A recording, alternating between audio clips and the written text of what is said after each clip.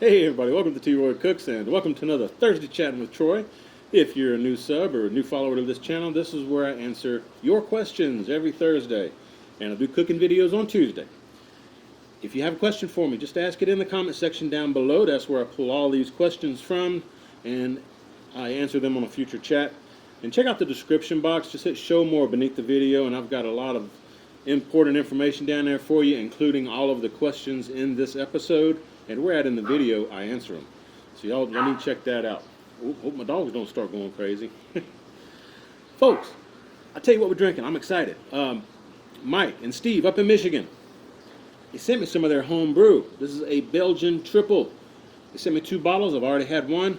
It is fantastic. Definitely enjoyed that first bottle, and I'm sure I'm going to enjoy this second one too. Here we go. Let's see what it looks like. And with these home brews, you can't pour the very last bit out because that's where the yeast settles in the bottom of the bottle. Starting to get a little bit of the yeast. There you go. There we go. All right, so we're good to go. Check that out, folks. Is that gorgeous? Gorgeous color. Nice head on it. Love that smell. Love that smell, man. Cheers to you, Mike and Steve, and everybody else out there. Down the hatch.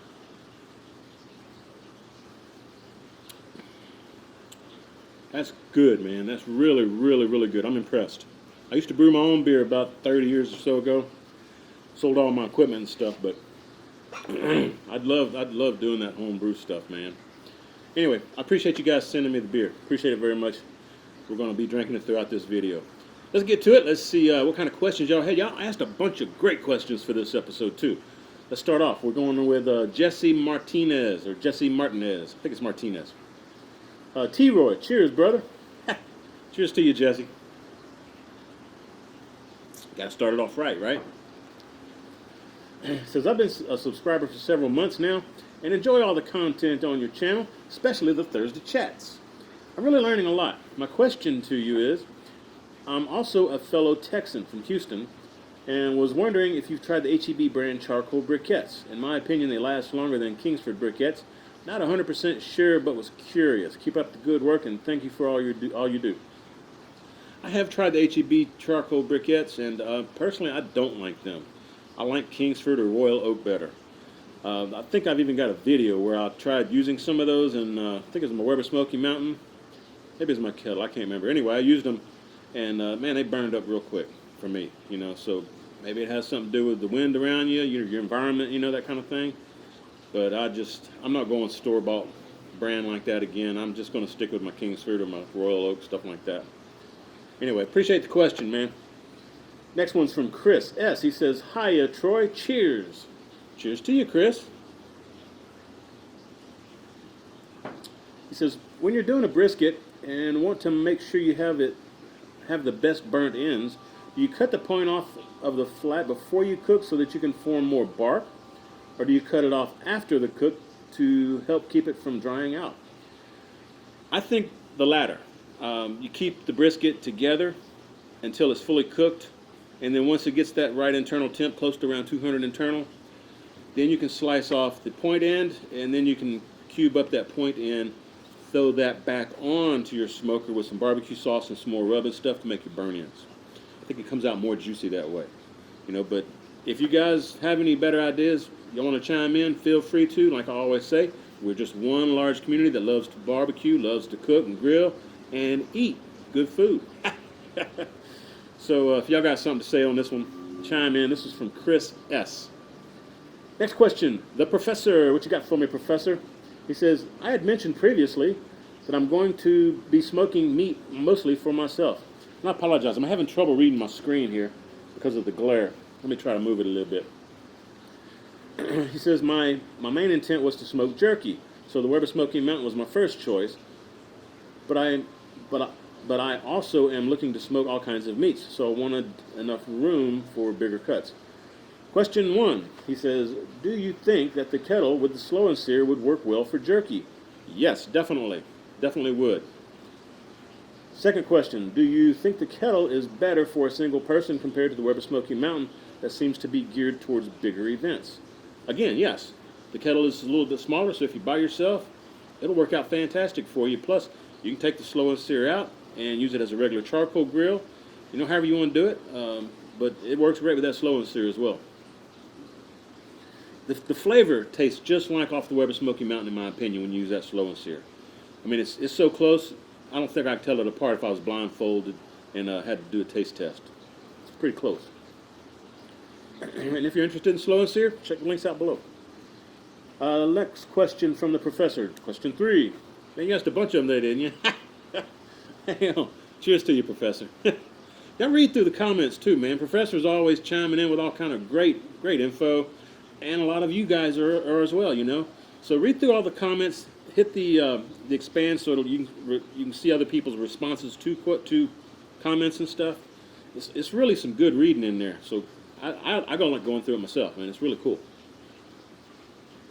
Anyway, the point of that was thank all of you who help with the community, help chit chat across the community and advise and suggest and that kind of thing. Give feedback. Anyway, question 3 from the professor, or if you like 3 that way, we can do it that way too. He says, do you think the Weber Smoky Mountain with the grate above the fire produces as good a result as if we use direct heat on the kettle? Yes. Yeah, I've grilled steak on my Weber Smoky Mountain with the grill grate directly on that bottom section of the Weber Smoky Mountain, just over the coals, and it works really, really good. It's about the same distance from the charcoal to the grate as it is on the kettle. You know, maybe a little bit less, but it's pretty close. So you can use that bottom section of your Weber Smoky Mountain pretty closely to what you would use the kettle, okay? He says, I'm mainly trying to figure out what benefit one has over the other in my particular situation. The Weber Smoky Mountain seems like my winner, but not sure if the kettle might win out in some situations. Seriously, if you're by yourself, Professor, just go with the kettle and get the slow and sear. That'd be my suggestion. It's a win-win, all right? Appreciate the questions, though, man. Next question is the Spin Cast guy. Oh, man, if you're into fishing, go check his channel out. I put it down below along with the other YouTubers that I mentioned. And any products I may mention, like the slow and sear and stuff, you'll find information down there where you can click the links and go to get you one of those if you're interested, or just check it out. Anyway, Spin Cast guy. He says, Troy, nice beard, bro. Hey, thanks, man. I appreciate it. She's getting pretty long. Yeah, I'm liking it. Karen's liking it. Cheers. He says, I'm a rookie when it comes to smoking and real barbecue. We were all rookies at one point, so don't let that scare you. Just get out there and do some cooking. Learn your pit, learn your cooker, make the best of it. You can live and learn. You know, I did the same. If you go back and look at my original videos 6 years ago or better, you'll see I was a rookie. All right, I've come a long way. So we can all do it. Oh, how y'all like my new glasses here, man? I like these glasses. These are Randolph, I think. Yeah, these are Randolph aviator glasses, polarized. I like them. Really cool. And I got them on Amazon. Check out my Amazon store. Link below. What else? He says, I now collect Weber kettles. I now collect Weber grills and use them regularly for pork, loin, tri-tip mostly. But I want to broaden my range. Besides pork, what's a good beginner meat to smoke? Cheers, Troy. Yeah, pork's probably the easiest to smoke. Next, I would say is probably chicken, but chicken's a little finicky trying to get the skin right. You know, it's because you kind of want to cook it, and then at the very end, you want to raise the temp up a little bit to kind of crisp that skin up, or you want to do like a lot of barbecue cooks do, and put it in a tinfoil pan at the end, and well, like the last half of the cook, put it in a tinfoil pan with butter, barbecue sauce, and more rub and stuff. And cover it up a little bit, let it cook that way, and that'll kind of make the skin bite through a little bit, you know. But you got to scrape that fat off the back of the skin if you really want true bite through. Anyway, ways to do it. I think the hardest thing to cook is brisket, because you got two totally different muscles right there, the point and the flat, and it's just hard to get one cooked without the other one not being. It's hard to get them both cooked at the same time. All right. Usually the flat takes longer, I believe, is the way it goes. Anyway, they don't come out at the same time, so it's difficult to do. I like lamb too, man. If you haven't tried any lamb, get you some lamb. I love lamb chops. Ram's good too. I like lamb chops, looking like little baby pork chops, you know. But like leg of lamb, boneless leg of lamb, roast. That's good stuff too, man. I love me some lamb. Good stuff. I got some videos on it. If you're interested in any lamb, go check out my channel. Just search for lamb. Anyway, appreciate the questions, man. Next question we have here is, let's see if I can get to it. Bert Landry, he says, what are your thoughts on a pellet fired versus charcoal? I'm down in New Braunfels, not far from you. Yeah, it's not far, about half mile, about 30, 40 minutes. Woo, pellet fired versus charcoal. Well, they both provide heat, all right? Their basic function is to heat up the cooker. With pellets, you get a little bit of smoke and it's not much, but you get a little bit on most of those pellet smokers. You sometimes have to add one of those pellet tubes, the smoking tubes, inside your cooking chamber to get even more smoke flavor. And if you're just cooking on a grill using charcoal briquettes, you really don't get a smoke flavor. You'll get that charcoal type flavor, like you're grilling hamburgers or hot dogs over your open grill. But you don't get that smoke flavor unless you're using some wood chips or wood chunks. If I had a preference, and I say this not having ever cooked on a pellet grill, mind you, okay? I like charcoal briquette cooking. But maybe somebody will send me a pellet cooker like that Mac, or maybe Yoder, get me a YS640 or something, and maybe I can try out a pellet cooker one day. We'll see. I may have to go buy me one, you know. Anyway, I appreciate the question, and Bert, take care of yourself, brother, my fellow Texan out there. Cheers to you. Next question is from adds one verbe. Anyway, he says, have you ever smoked your own chipotle, and do you think it's possible to do that in the offset? I've never smoked my own chipotle, but yes, you could definitely do it in your offset. Unless you're doing a whole lot of chipotle all at once, you might want to cook something else besides just smoking up your chipotle, your jalapenos, basically. Chipotle's smoked jalapenos, okay? And if I remember right, usually they're ripened jalapenos, like they're starting to turn red and stuff. But good stuff. But we can get, we find chipotle all over the place here, man. We don't have trouble getting it, so I don't have to make my own. Same with like the barbecue sauces and rubs and stuff. I don't have any trouble finding any of that stuff. But yeah, go for it, man. It works. It should work fine. Appreciate the question. Next question is from William Duberstein. He says, hey, Troy, cheers, man. Cheers to you, William. Man, that's really a good beer. Mike and Steve, dudes. Thumbs up, man. That's really good. All right, William says, just stopped by my local Wally World, and they have already started stocking up for the grilling season. He says, anyway, they have a brand new 2018 multi-purpose grill by PitBoss called the Memphis Ultimate.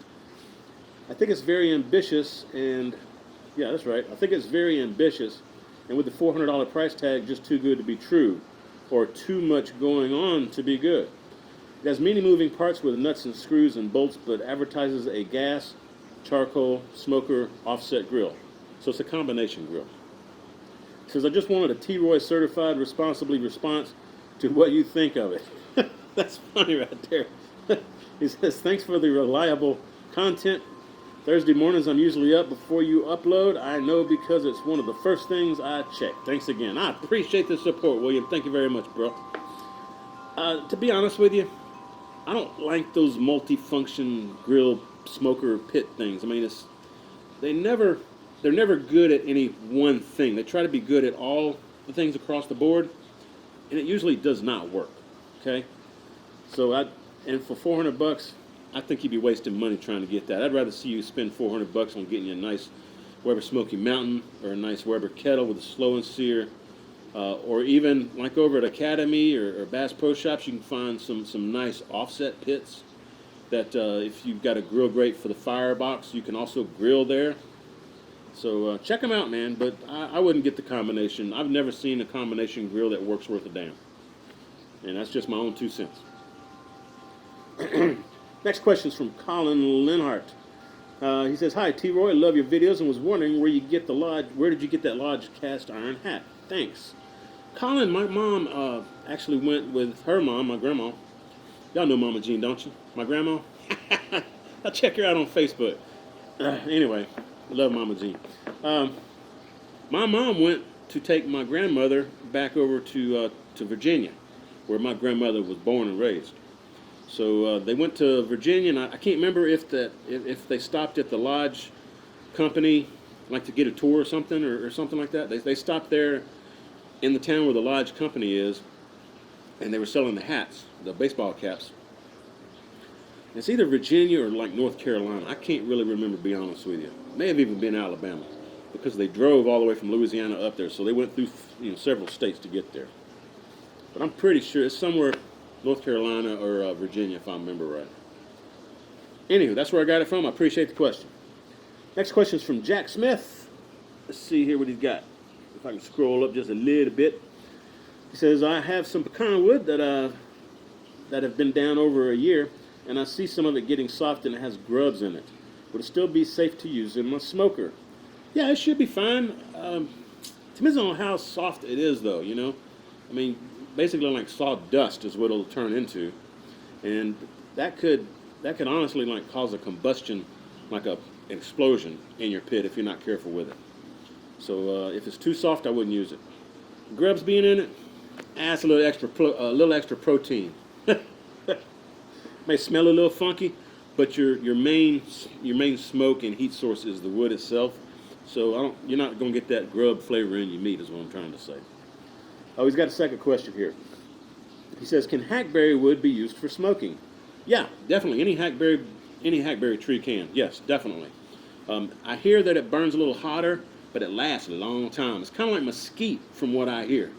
So check it out. I don't know if it's got a strong flavor like mesquite. I doubt that it does, because it's like a fruit type tree. But it should get hot like mesquite would, if you've ever used mesquite, and last longer. And that's what I hear anyway. So cheers to you. Appreciate the question.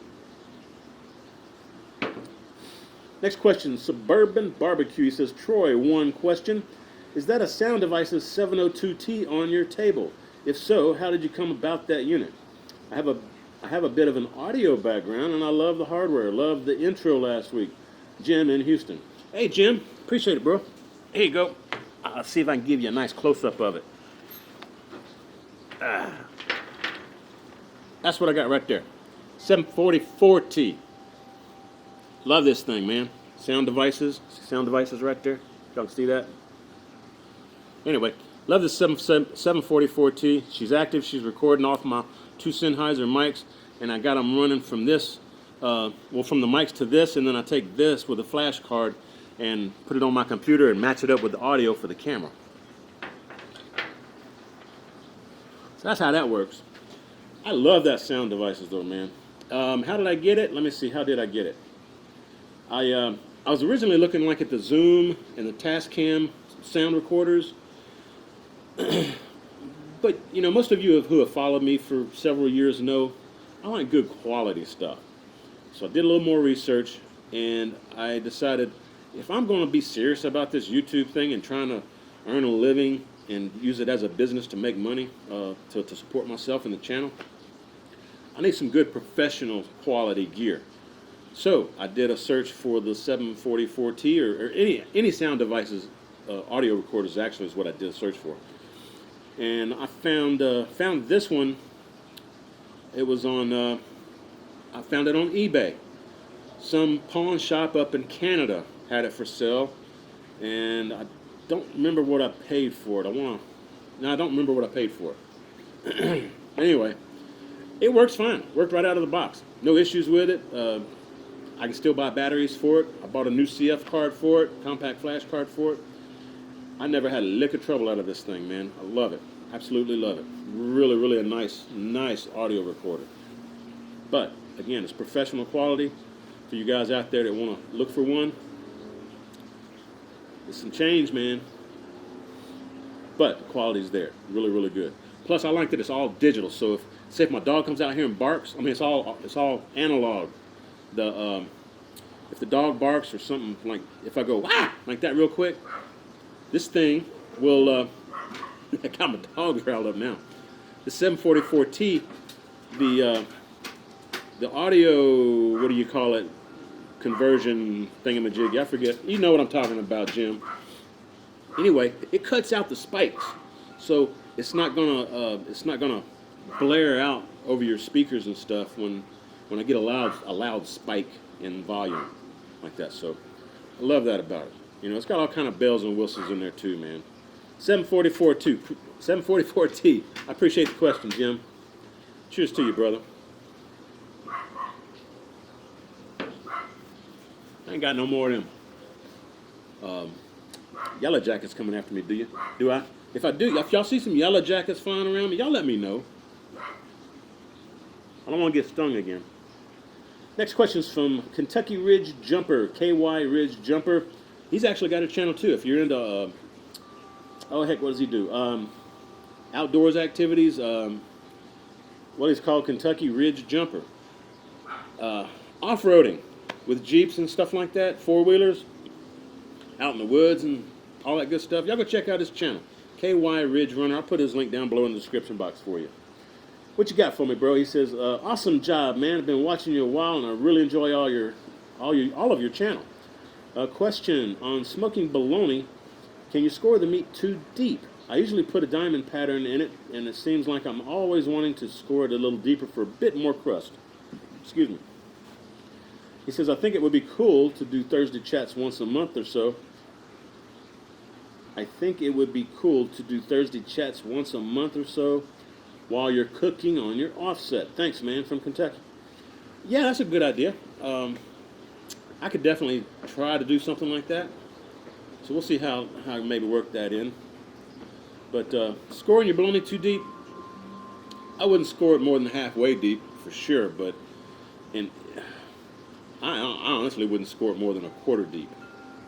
You know, so if it's that thick, you just want to score like that top quarter part. If you go too deep, it's not going to hold together very well. You will get more bark though. So I think it's just personal judgment, personal call, whatever you feel like doing. But I appreciate the question, and y'all go check him out, man, if you're into the outdoors activity stuff, four-wheeling and stuff. Next question is from Grill Top Experience, another YouTuber. Again, link down below. He says, cheers to you, Troy. Cheers to you. He says, I'm loving the chats. I watched your frog legs video. That was good, wasn't it? I love me some frog legs. He says, and it inspired me to make some. Cool. Very cool. How'd you like it, man? He says, what's your favorite non-traditional food for you to cook on the grill? Non-traditional. Non-traditional food. It has to be some kind of meat. It'd probably be lamb, honestly. I mean, Karen doesn't like lamb, so y'all don't see me cook it very much. But I really like lamb. Man, them beef cheeks I cooked that one time for the barbacoa, dude, that rocked. Beef cheeks is jamming. I like a little alligator every once in a while. Alligator, rabbit. Rabbit's good. So, anyway, there you go. There's a few. Appreciate the question, man. Next question is from Randy McMinn. How you doing, Randy? He says, cheers, Troy, and cheers to you, Randy. He says, the beer's looking amazing, my smoking brother. Cheers to you, brother. Appreciate that, man. Yep, I'm liking the beard. I'm going to keep it going, too. I'm going to see how long I can get it.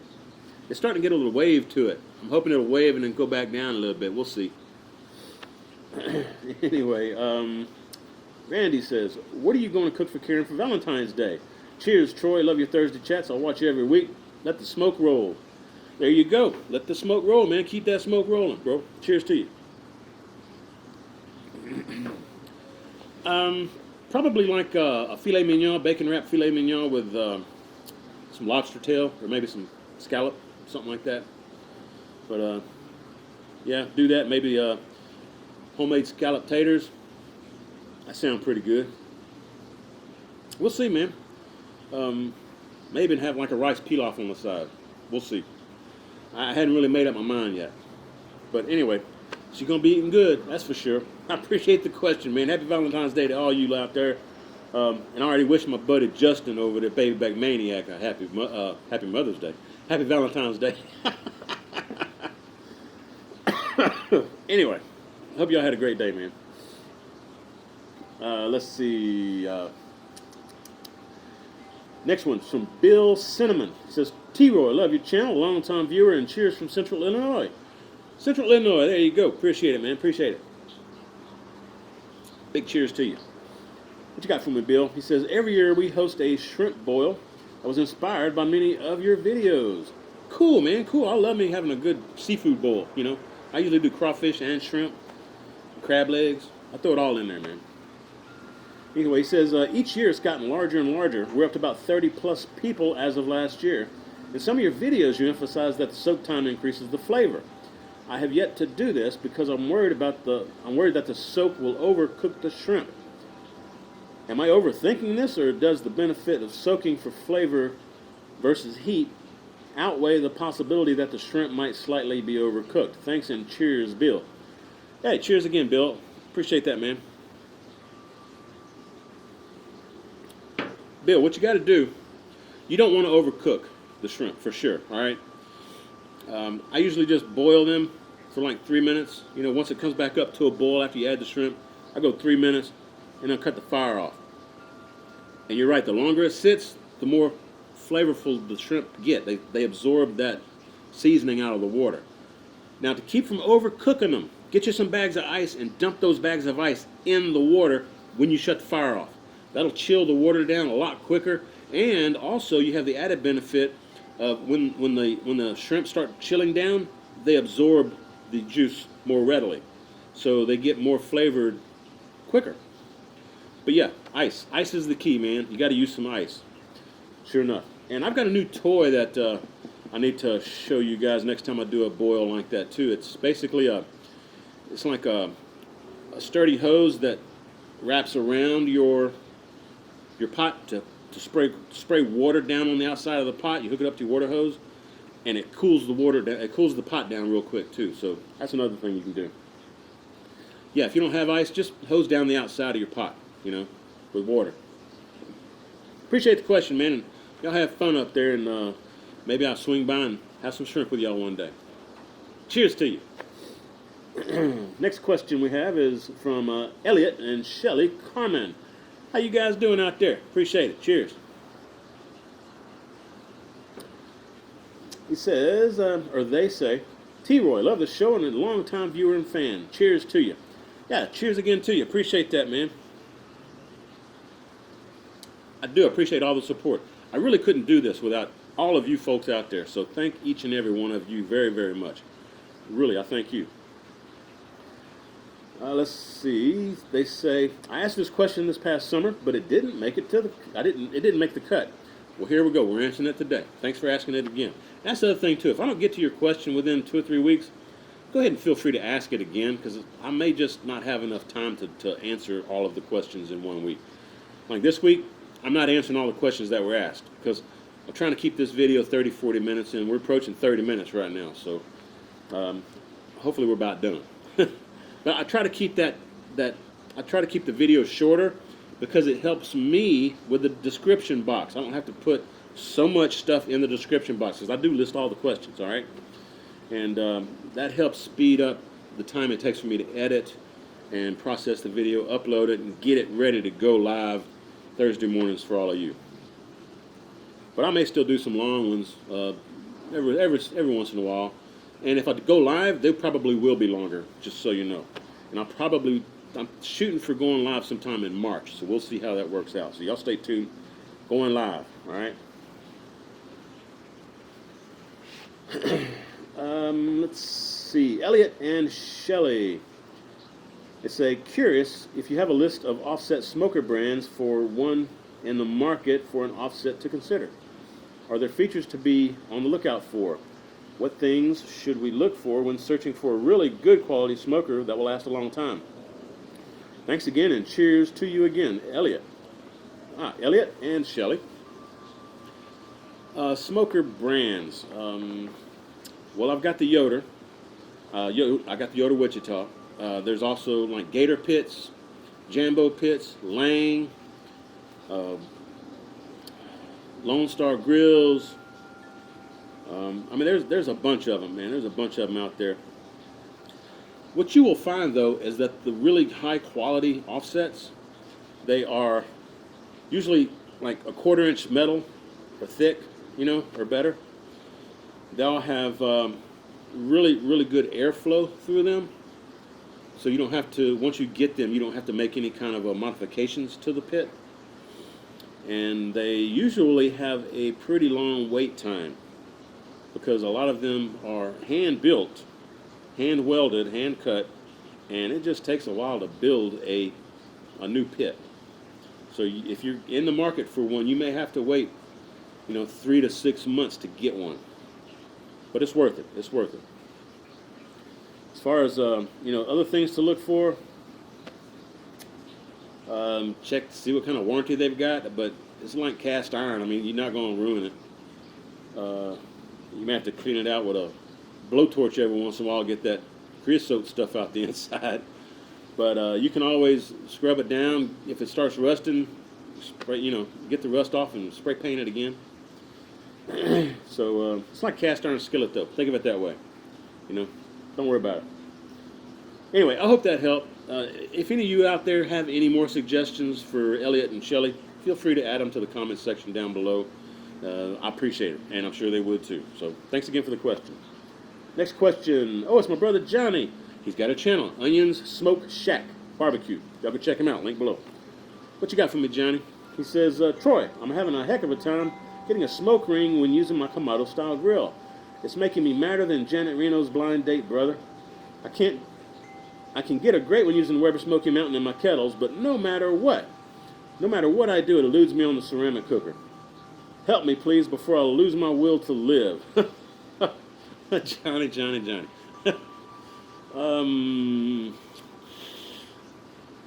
If you're not getting a good smoke ring, that means you've got too much air flowing through it. The smoke's not lingering around the meat long enough. So maybe try closing down your upper vent and opening your bottom vent a little more. So just try the opposite of what you've been trying. If you close down the upper vent and open up the bottom vent, that should help restrict that smoke to stay in the chamber and still give you the same kind of temps that you would get if it were reversed, where you close down the bottom and open the top. And maybe the wood you're using, try using a stronger wood like hickory or mesquite or oak, pecan. So I'm not sure what you're using. Also the rub. Rub has something to do with it too. And if you want to cheat, get you some meat tenderizer. Put that in your rub and put that on. That'll give you a nice thick smoke ring. I don't do that, but that's one way you can fake it. I hope that helped, Johnny. And y'all go check him out. Johnny's got a great channel, man. He's doing good work. Cheers to you, brother. Next question is from PBR Street Gang. He says, cheers, T-Roy. Cheers to you. He says, quick question. Would it be wise to add meat tenderizer, sodium nitrite, to a choice or select brisket before smoking it to help tenderize it? If so, when and how would you go about applying it? Thanks for all your help and love the channel. Keep up the great work, and cheers again from Western New York. I wouldn't add it. I wouldn't. I mean, if you leave that on there too long, you're basically curing the brisket. And that's what I was just saying with Johnny a while ago. You get a nice red smoke ring because that's what it's doing. It's curing the meat. If you want to tenderize it, soak it in some pineapple juice or some, with some of the other stuff. Something that's got the enzymes in it, what is it? No. Use pineapple juice. Just soak it in that. That's like a natural tenderizer. Okay? Or some other type of liquid that will tenderize it. I wouldn't sprinkle the meat tenderizer on there, man, the powder. I wouldn't do that. Anyway, hope that helps. And again, if y'all got any input, let him know. Let him know. This is PBR, like Pabst Blue Ribbon, Street Gang. Dan Pickens, what you got for me, Dan? He says, T-Roy, you rule. Hey, Dan, you rule too. Cheers, brother. Ha. Dan says, what are some cheaper cuts of meat that are really good when smoked? I'm looking for a cheap lunch prep ideas to smoke up on Sunday before the next week starts.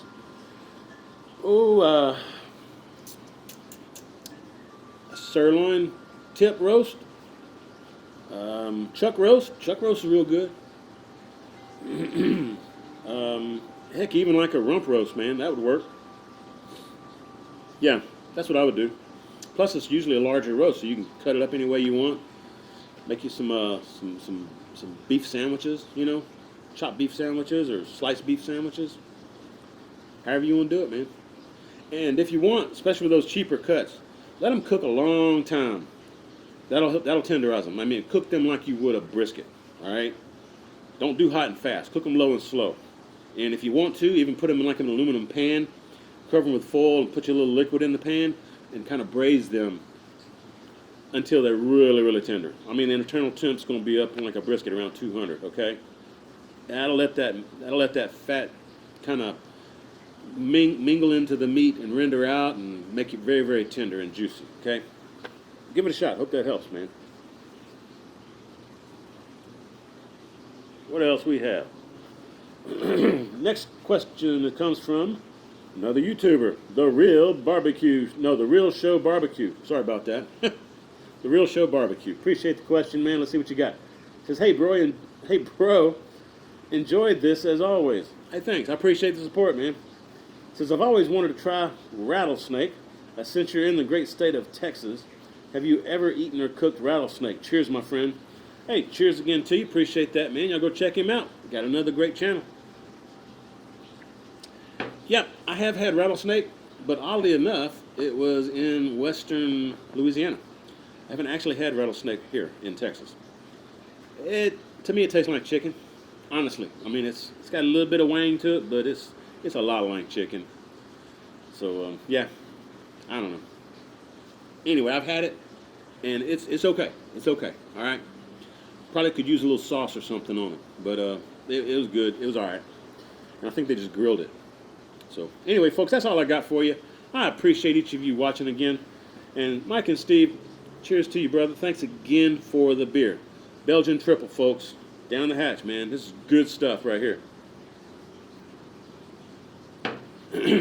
Thanks for joining me again. If y'all like this, y'all give me some thumbs up. If you're not subbed, please go ahead and subscribe. And don't forget to check out my Tuesday videos where I do cooking.